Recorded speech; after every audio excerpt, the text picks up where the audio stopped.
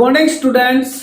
मैं अजय कुमार आप सबका स्वागत करता हूं आपके अपने यूट्यूब चैनल मैथ गेम पर।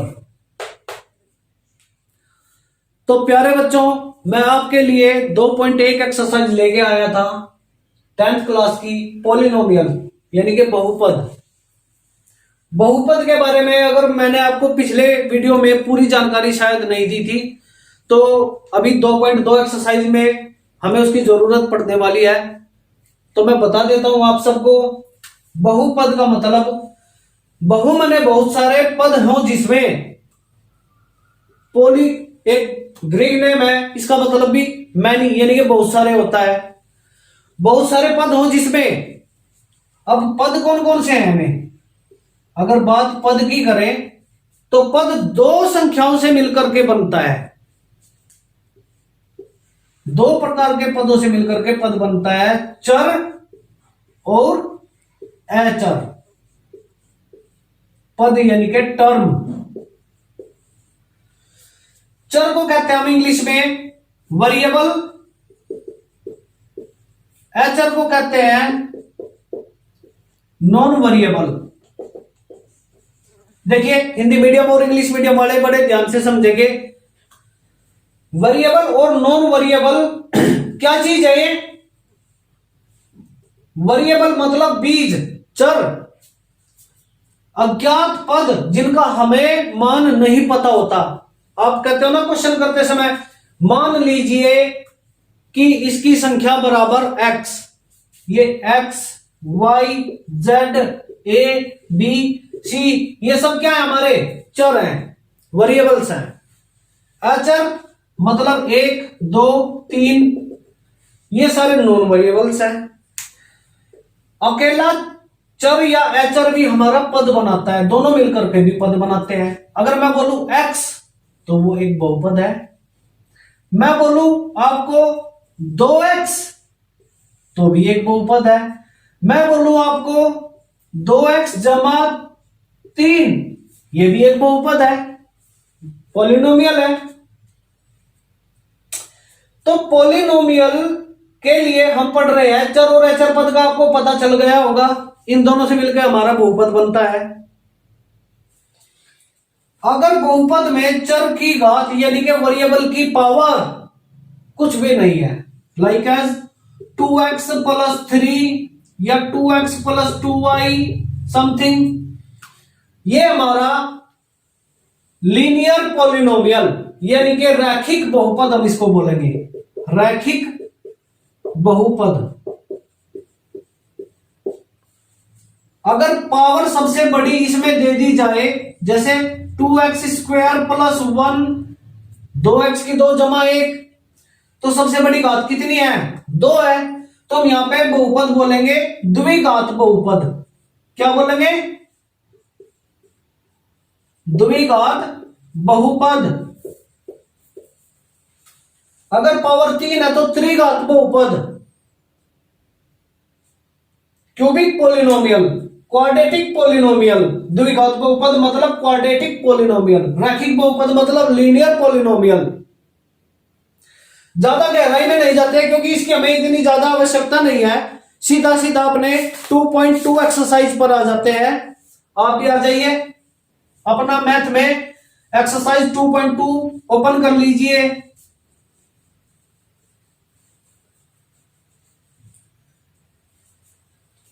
बच्चों 2.2 एक्सरसाइज में फिर वहीं आ जाते हैं कि 2.1 एक्सरसाइज में जैसा हमने किया था, find the number of zeros. Find the number of zeros, भाई कितने शून्यों की संख्या है वो हमने ज्ञात की थी। इसमें भी कुछ ऐसा ही है कि फाइंड द जीरोज, यहां पे हमें शून्यों का मान ज्ञात करना है। वहां पे शून्यों की संख्या ज्ञात की थी, यहां पे शून्यों का मान ज्ञात करना है। Find the zeros of the following quadratic polynomials and verify the relationship between the zeros and coefficient. Find the zeros of following quadratic polynomials. First polynomial यानी कि पहला बहुपद हमें दिया हुआ है x² - 2x - 8। ये पहला क्वेश्चन है आपका। और हमें फाइंड क्या करना है, फाइंड जीरोज, यानी कि शून्य का मान ज्ञात करना है या शून्य ज्ञात करने हैं, शून्य ज्ञात करने हैं या शून्यकों का मान ज्ञात करना है। तो मतलब है कि इस सारे बहुपद को हम इसको ऐसा भी लिख सकते हैं, y बराबर पी एक्स, यानी कि x वाला पोलिनोमियल, y बराबर पी एक्स, x वाला पोलिनोमियल, यहां पे लिख देता हूं y बराबर पी एक्स, x वाला पोलिनोमियल बराबर है y के, x वाला पोलिनोमियल यानी कि ये बहुपद बराबर है y के। हमें बराबर जीरो y का मान जीरो कब होगा, x अक्ष पर, वो हमने ग्राफ में क्या था, लेकिन यहां पे हमें x की वैल्यू फाइंड करनी है, यानी कि x का मान ज्ञात करना है, वही हमारा शून्य का मान आ जाएगा। अब आप सोच रहे होंगे कि x का मान हम कैसे ज्ञात करेंगे, गुणनखंड करके, पोलिनोमियल यानी कि बहुपद के गुणनखंड यानी कि फैक्टर करके। अब इसके फैक्टर करने के लिए एक विधि है, एक प्रोसेस है, आप उस प्रोसेस को बड़े ध्यान से समझेंगे। X square minus 2x minus 8, हमें इसके गुणनखंड यानी कि फैक्टर करने हैं, तो हम कैसे करेंगे भाई, जीरो यानी कि शून्य निकालने हैं तो बराबर जीरो तो रखना पड़ेगा। चलो यहां पे भी रख लेते हैं बराबर जीरो। अब इसके गुणनखंड करने के लिए एक्स स्क्वायर का कोएफिशिएंट मतलब गुणांक यानी कि गुणा वाला अंक कौन सा है, कितने एक्स स्क्वायर है यहां, एक, अकेला है ना तो एक ही होगा। अरे भाई दो होता तो दो लिखा होता, तीन होता तीन लिखा होता, अभी कुछ नहीं है तो एक ही माना जाएगा। पहले अंक की लास्ट यानी कि आखिरी वाले अंक में गुणा कर लीजिए, 8 एकम 8, 8 एकम 8 हो गया। चलो इसको थोड़ा साइड में करा देता हूं क्योंकि रफ मुझे मिटाना पड़ेगा फिर। X square minus 2x minus 8, और हम यहां कर रहे हैं साइड में रफ वर्क, 8 एकम 8 ये लिख लिया हमने। पहले और आखिरी के की गुणा के ऐसे टुकड़े करो, ऐसे गुणनखंड करो कि गुणा करे तो 8 आए, गुणा करे तो 8 आए, किसकी, फलाने की ढिमकाने में। अभी कुछ भी हो सकता है देखेंगे। और पहले वाला निशान है प्लस का, जब कुछ नहीं है तो प्लस ही माना जाएगा, और आखिरी वाला निशान है हमारा माइनस का, तो प्लस माइनस गुम हो गए, प्लस माइनस माइनस होता है यानी कि घटाएं तो बीच वाला 2 हो जाए। ऐसे टुकड़े करने हैं, फलाने की ढिमकाने में 8 गुणा, फलाने के ढिमकाने में घटा करके 2। अब क्या फलाना और क्या ढिमकाना वो आप लोग देख लीजिए। 8 की गुणा करें अगर हम 1 में तो 8 ही कम 8 आता है, बिल्कुल सही है, लेकिन 8 में से 1 घटा करके 2 तो नहीं आता, 7 आता है, तो हम ये चीज कैंसिल करेंगे, इसको गलत है यहां। और किस किस की गुणा 8 है भाई, 4 दूनी 8, ये भी 8 होता है, और 4 में से 2 घट जाए तो बिल्कुल 2 आ गया। अब आप सोच रहे होंगे भाई ये सब चीज हम क्यों कर रहे हैं, रीजन क्या है इसका। देखिए गुणनखंड यानी कि गुणा के टुकड़े कब बनेंगे, जब हम इनमें कॉमन लेंगे। गुणा के टुकड़े जब भी बनते हैं बहुपद में, जब हम उसमें कॉमन लेते हैं।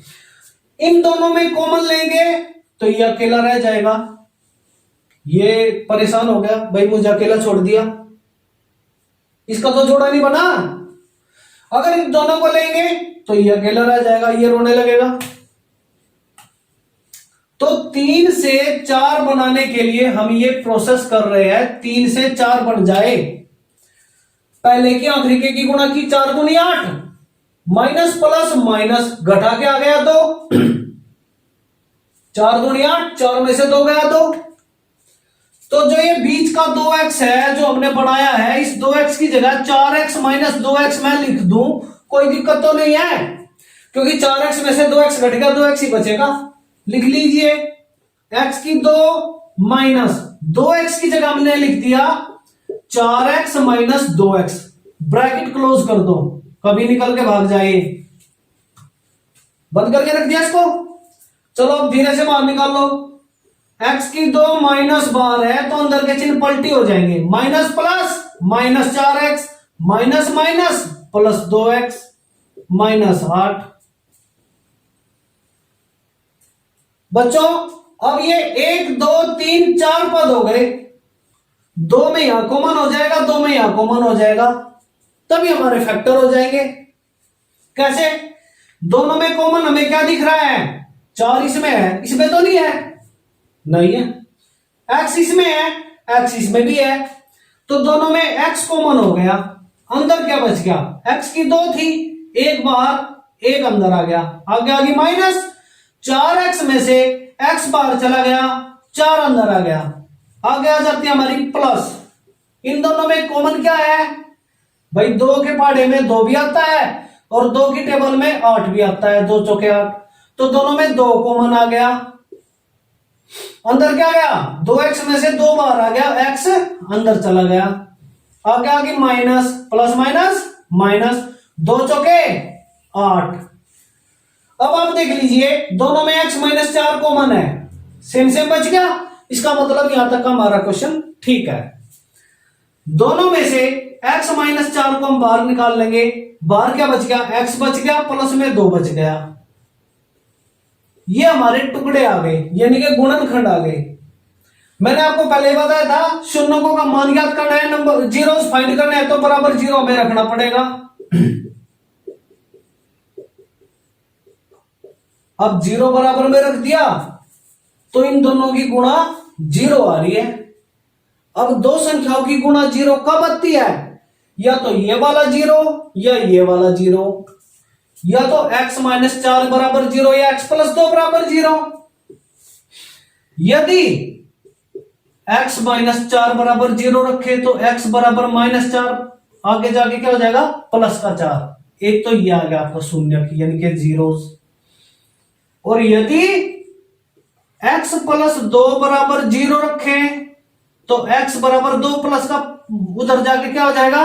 माइनस का, एक ये वाला जीरोस हो गया। ये दोनों आपके आंसर आ गए। इस क्वेश्चन में जीरोस हमें फाइंड करने थे, x बराबर 4 x बराबर माइनस 2, ये हमारे जीरोस आ गए आंसर। क्वेश्चन नंबर 2 लेंगे हम।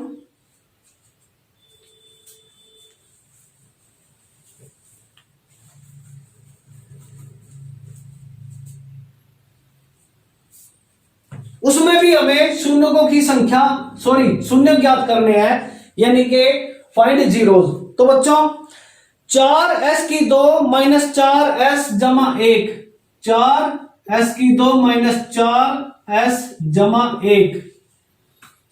चलिए सबसे पहले हम क्या करेंगे? वही पहली और आखिरी संख्या की गुणा कर लेंगे। 4 एकम 4, भाई गुणा करें तो 4 आए, यहां भी प्लस है, पहला आखिरी का निशान, और यहां भी प्लस है, प्लस प्लस प्लस होता है, यानी कि जोड़े तो बीच वाला आ जाए। भाई पहली और आखिरी की गुणा करो, बीच वाला आ जाए। पहली आखिरी की गुणा 4 एकम 4, आना चाहिए बीच वाला 4, तो 4 एकम 4 हो गए टुकड़े, और 4 में जब एक जोड़ेंगे तो 4 आ जाएगा। आ जाएगा? नहीं आएगा, 5 आएगा। तो हम ये 4 एकम 4 नहीं लेंगे गुणा, क्या लेंगे? और भी देख लो, 2 की 2 में गुणा करके 4 आ रहा है हमारा, और 2 में 2 जोड़े तो 4 हो गई बात। 4s है जो बीच में, इसकी जगह पे हम 2s जमा 2s लिख दे, कोई दिक्कत तो नहीं है।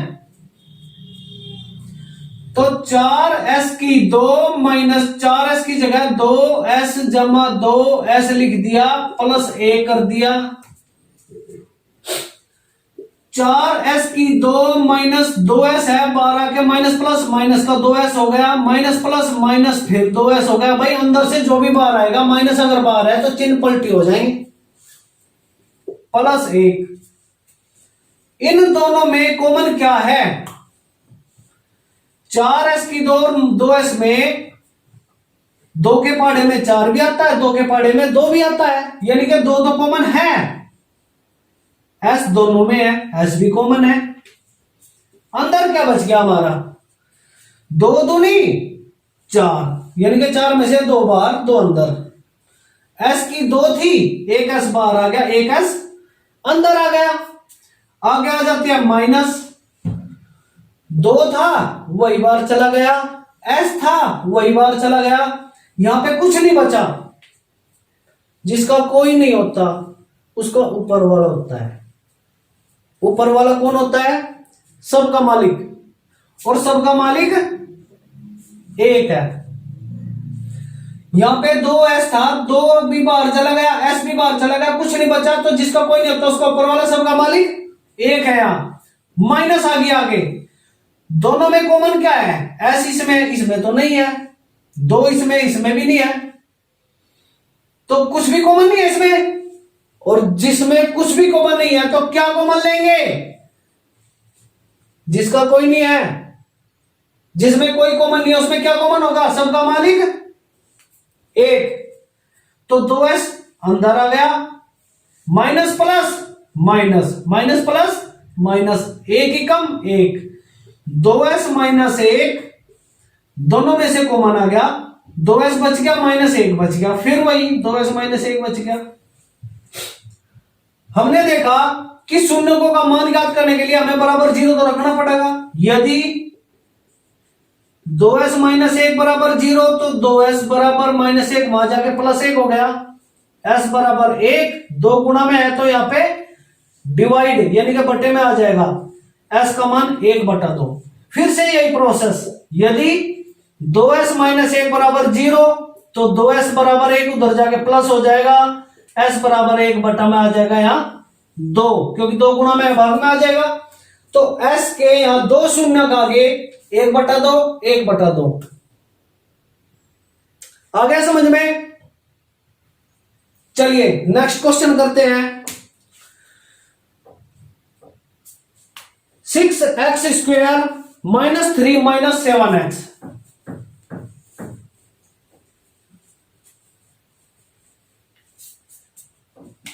क्वेश्चन नंबर 3 है आपका यहां, 6x² - 3 - 7x। प्यारे बच्चों, यहां पे आपने देखा सीक्वेंस में नहीं है बहुपद, तो क्या करेंगे? सीक्वेंस में लाएंगे इसको। पहले x की 2, फिर -7x, फिर -3। अब जाके हम इसके फैक्टर यानी कि गुणनखंड करने वाले हैं। पहले की और आखिरी की गुणा कर लीजिए। 6 × 18, 6 3 जा 18। 18 कैसे टुकड़े की गुणा करें तो 18 आए, और बीच वाला कब आए? माइनस प्लस, भाई पहला निशान और आखिरी निशान, माइनस प्लस माइनस, घटाए तो बीच वाला 7 आए। चलो करो, 18 एकम 18, 18 में से 1 घट गया 17, 7 तो नहीं बचता, छोड़ो इसको। और कौन कौन सी गुणा? 6 × 18, बिल्कुल बन गई बात। 6 × 18, 6 में से 3 गए, 7 नहीं बचता, ये भी पंगा है। 9 दूनी 18, और 9 में से 2 घटकर 7 आ गए, यानी कि 7x की जगह पे हम क्या लिख सकते हैं? 9x - 2x लिख सकते हैं ना। चलिए 6x की 2 माइनस 7x की जगह लिखेंगे 9x - 2x -3। तो 6x की 2 माइनस बार है तो माइनस प्लस माइनस 9x हो जाएगा, माइनस माइनस प्लस 2x हो जाएगा -3। अब इन दोनों में हम कॉमन देखेंगे, 2 के पहाड़े में 6 है, 2 के पहाड़े में 9 तो नहीं आता। 3 के पहाड़े में 6 भी आता है, 3 के पहाड़े में 9 भी आता है, तो 3 यहां पे कॉमन हो गया। x दोनों में कॉमन है, x भी कॉमन आ गया। अंदर देख लीजिए क्या बच गया? 3 दूनी 6, दोनों पे घट गया, 6 में से 3 बार 2 अंदर, x की 2 में से 1 x बाहर, 1 x अंदर, माइनस 3 × 9, 3 पे कट गया, एक्स अकेला था वही बाहर चला गया, अंदर तो गया नहीं कुछ भी। आगे आ जाते हैं प्लस, दोनों में क्या चीज कॉमन है, 2 के पहाड़े में 3 नहीं आता, 3 के पहाड़े में 2 नहीं आता, एक्स इसमें है इसमें नहीं है, तो ऐसे में हम क्या करेंगे, दोनों में कुछ भी कॉमन नहीं है, जिसका कोई नहीं होता उसका सबका मालिक एक है। 2x माइनस 3 अंदर बच जाता है हमारा, यहां भी 2x माइनस 3, यहां भी 2x माइनस 3, इसका मतलब यहां तक हमारा क्वेश्चन एकदम ठीक है। 2x माइनस 3 दोनों के नाम का एक जगह लिख लिया, अंदर क्या बच जाना है 3x प्लस 1, 3x प्लस 1। शून्य का मान ज्ञात करना है, यानी कि जीरोस फाइंड करने हैं, इसलिए हम 2x minus 3 is equal to 0 यहां पे लिख लेते हैं, शायद बोर्ड नहीं दिखेगा। 2x minus 3 is equal to 0 करें तो 2x is equal to 3 minus का उधर जाके प्लस हो जाएगा, और x इज इक्वल टू 2 की मल्टीप्लाई हो रही है उधर जाके डिवाइड हो जाएगा 3/2। ये पहला शून्य की यानी कि जीरोस आ गया हमारा।